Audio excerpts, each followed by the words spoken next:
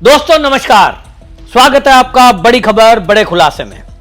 दोस्तों, महाराष्ट्र चुनाव को लेकर के राहुल गांधी, कांग्रेस समेत विपक्षी पार्टियां सवाल उठा रही है। और जब राहुल गांधी ने सवाल उठाया कि शाम के 6 बजे के बाद 76 लाख वोट महाराष्ट्र में पड़े, ये बहरी धांधली बताई गई इसको, और इसको कहा गया कि चुनाव आयोग ने इस पर कोई संज्ञान नहीं लिया।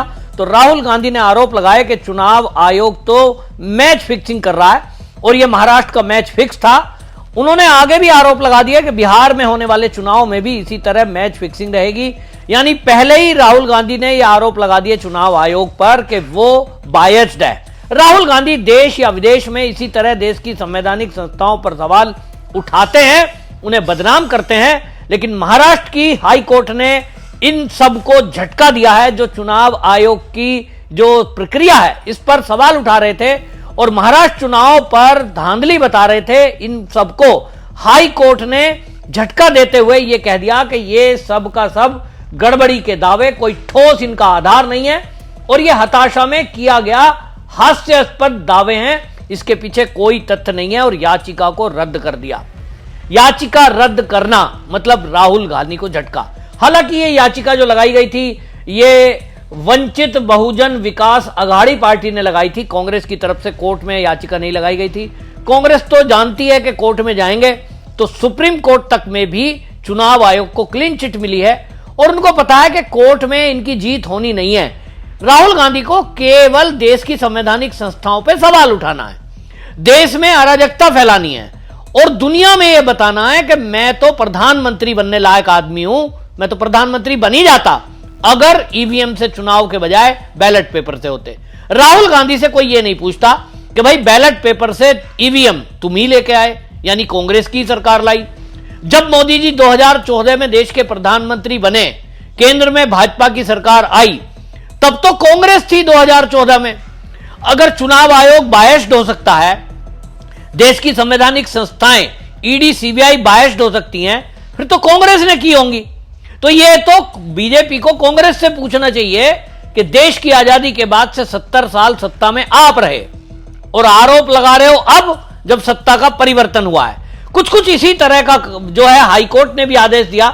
और आपको बताएं कि जो महाराष्ट्र की हाई कोर्ट है वहां भी जज साहब ने जो याचिका रद्द की है चुनाव आयोग में धांधली वाली, इस पर भी उन्होंने सीधा सीधा कहा है। उन्होंने कहा कि देखिए जिस तरह से यह आधारहीन एप्लीकेशन लगाई गई है यह समय की बर्बादी है। जस्टिस जीएस कुलकर्णी और जस्टिस आरिफ इनकी पीठ ने यह सवाल उठाया कि 2024 के लोकसभा चुनाव सहित पिछले आम चुनाव में समान मतदान पैटर्न को कभी भी चुनौती क्यों नहीं दी गई। जब तक यह साफ नहीं दिखता शाम 6 बजे के बाद परिणाम किसी भी उम्मीदवारी की जीत में मदद करते हैं, तब तक याचिका पूर्ण नहीं है। पीठ ने याचिका खारिज करते हुए इस पर सुनवाई में पूरा दिन बर्बाद हो गया। याचिका पर जुर्माना लगाया जाना चाहिए, लेकिन हम ऐसा नहीं कर रहे हैं, ये तक टिप्पणी की है।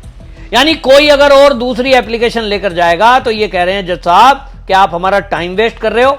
जहां तक शाम 6 बजे के बाद का 76 लाख वोटरों के बढ़ने की बात है, वो जो राहुल गांधी सवाल उठा रहे हैं, कांग्रेस सवाल उठा रही है, उस पर भी जज साहब ने यह टिप्पणी की है और उन्होंने कहा देखिए ये हर चुनाव में होता है, कोई महाराष्ट्र में नहीं हुआ है, यह हर चुनाव में होता है, यह गड़बड़ी के संकेत नहीं है, यह काउंटिंग का फर्क है। दूसरी बात उन्होंने यह भी कहा जज साहब ने कि भाई 288 सीट कर चुनाव रद्द करने की बात आप लोग कर रहे हो।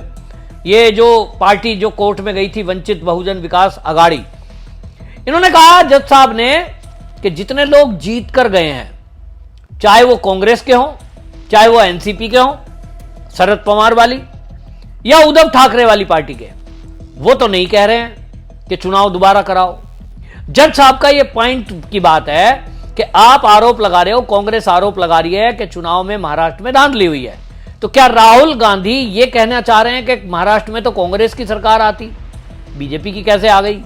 इसी पे जज साहब ने यह कहा है कि लोकसभा चुनाव 2024 फिर उसके पहले भाई ईवीएम कोई अभी तो आई नहीं है कि भाई अचानक से मोदी जी आए 2014 में और ईवीएम साथ लेके आए। ये तो कांग्रेस के कार्यकाल में थी। और अगर ईवीएम हैक हो सकती है फिर तो बीजेपी को पूछना चाहिए कि क्या कांग्रेस ही देश में जब से ईवीएम उन्होंने लागू की उसके बाद से क्या वो ईवीएम हैक करके सत्ता में रहे हैं? ये तो सवाल है। राहुल गांधी अगर कहते हैं कि ईडी सीबीआई केंद्र के इशारे पर काम कर रही है, मोदी जी के दबाव में काम कर रही है, तो फिर सवाल यह है कि क्या ईडी सीबीआई के केस जितने भी कांग्रेस के शासनकाल में जिन भी लोगों के पे हुए, क्या वो राहुल गांधी सोनिया गांधी के कहने पे हुए? ये तो एक सवाल है, क्योंकि वो आरएसएस पे सवाल उठाते हैं कि आरएसएस के अनुसार सरकार चल रही है केंद्र में। तो भैया कांग्रेस की सरकार जब चल रही थी तो क्या राहुल गांधी सोनिया गांधी के इशारे पे चल रही थी?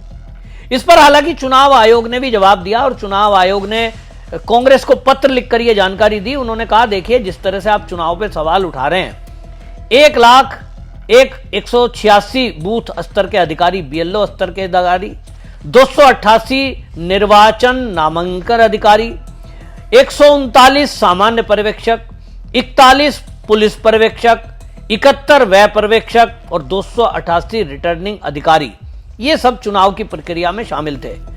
इसके बाद भी अगर तुम कह रहे हो कि चुनाव बाइस्ड है, चुनाव आयोग का मैच फिक्स है, तो ये निरी मूर्खता के अलावा और कोई नहीं है। तो कोर्ट ने इनकी याचिका को रद्द कर दिया। बहुत बड़ा झटका ये राहुल गांधी के लिए भी है, क्योंकि अब आप सोचिए कि ये जो है जब बात उठा रहे हैं कि भाई ये जो है बाइस्ड है, ये है, वो है, तो भाई आप जो है इस पर पहले से सवाल करें। देवेंद्र फडणवीस जो महाराष्ट्र के इस समय सीएम है, उन्होंने भी सवाल उठाया। उन्होंने कहा, देखिए कांग्रेस ने कई सीटें जीती हैं, जो सीटें जीती हैं उन विधायकों से बात करते राहुल गांधी, पहले उनसे पूछ लो कि भाई ईवीएम में गड़बड़ी थी तो तुम कैसे जीत गए और तुम क्या दोबारा चुनाव के लिए तैयार हो? कहते हैं अगर वो अपने कांग्रेस के कार्यकर्ताओं से पूछते, भाई एक एक सीट का पता रहता है कार्यकर्ताओं को, कहां कौन कितने वोट देगा, हम जीतेंगे नहीं जीतेंगे, अनुमान रहता है। लेकिन राहुल गांधी का एजेंडा कुछ और है। राहुल गांधी का एजेंडा इस समय यह चल रहा है कि वो खाली चुनाव आयोग नहीं, देश की जितनी भी संवैधानिक संस्थाएं हैं उन सबको दुनिया में बदनाम करना, यह राहुल गांधी का एजेंडा दिखाई देता है। आप देखिए राहुल गांधी विदेश में जाते हैं, वो कहते हैं साहब ईडी का दुरुपयोग हो रहा है, सीबीआई का दुरुपयोग हो रहा है, वो कहते हैं न्यायपालिका दबाव में है। इतना ही नहीं, वो कहते हैं मीडिया दबाव में है। सोचिए, प्राइवेट चैनल हैं, लेकिन राहुल गांधी कहते हैं मीडिया दबाव में है। कांग्रेस के कार्यकाल में क्या हुआ था, ये तो अब बीजेपी बता रही है। इमरजेंसी के दिन को याद किया जा रहा है कि जब इंदिरा गांधी थी, किस तरह से पत्रकारों को उठा उठाकर जेल में डाल दिया गया था, न्यायपालिका पूरी तरह कुचल दी गई थी, सुप्रीम कोर्ट तक में भी लोगों की सुनवाई नहीं की जा रही थी, क्योंकि सबको डर था इंदिरा गांधी का। ये दहशत थी कांग्रेस के कार्यकाल में, और यह दहशत लगातार रही है। कांग्रेस की सरकार जब तक केंद्र में रही, चाहे न्यायपालिका हो, चाहे कोई देश की संवैधानिक संस्थाएं हो, और चाहे मीडिया जगत हो, सब में या तो उनको कह दीजिए कि मैनेज कर लिया गया, या तो वो डर के रहते थे। राहुल गांधी को लगता है कि इसी तरह जैसा तुम्हारी सरकार में चलता था अब चलता होगा। इनको लगता है कि अपने आप को हीरो बताने के लिए क्या तरीका। देखिए, मैं तो जब पढ़ता था, स्कूल जाता था, मैं देखता था जो बच्चे फेल होते थे ना, वो क्या कहते थे, मास्टर अच्छा नहीं है, स्कूल अच्छा नहीं है। जिनके बच्चे फेल हो गए ना और कहीं सफल नहीं हो पाए, तो वो कहेंगे साहब हमें स्कूल अच्छा नहीं मिला। जबकि मेरे पास ऐसे कम से कम 50 उदाहरण हैं जो सरकारी स्कूल में पढ़ के, बल्कि गांव के स्कूल में पढ़ के, मेरे एक चाचा जी आईएएस बन गए, गांव के स्कूल में पढ़कर आईएएस बन गए। तो भाई गांव के स्कूल में, सरकारी स्कूल में पढ़कर भी आईएएस बना जा सकता है, और किसी बड़े से बड़े शहर के बड़े से बड़े स्कूल में पढ़कर भी अगर फेल हो जाएं, तो वो स्कूल की गलती नहीं है, वो आपकी बुद्धि, आपके परिश्रम, आपके लगन की गलती है। दुर्भाग्य से राहुल गांधी के बारे में जो कांग्रेसी हैं, ये चुनाव आयोग खराब है, न्यायपालिका खराब है, मीडिया खराब है, ईडी खराब है, सीबीआई खराब है, ये जो कह रहे हैं ना, ये बिल्कुल ठीक ऐसे ही है जैसा मैंने गांव के बच्चे का उदाहरण दिया। अपनी बुद्धि नहीं देख रहे हैं राहुल गांधी की कि वो कर क्या रहा है।